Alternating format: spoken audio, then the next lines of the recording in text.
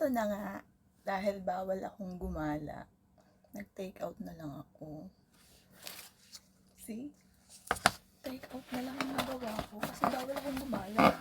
Take out ko itlog din kasi diba dito sa Hong Kong, ang lunch time pa niya ay 11 o'clock. Saka pa lang siya magkaka-rice. May oras kasi hindi katulad sa atin na anytime pwede kang umorder ng may rice. Dito kasi pag mga fast food, pera lang dun sa isa, dun sa Jollibee nating inaano, yun anytime may rice. Pero sa mga ganito, 11 pa siya magkaka-rice. Pero no worries ang mangyan. Kasi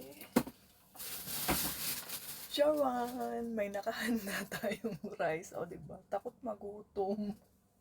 Bawal pumayat.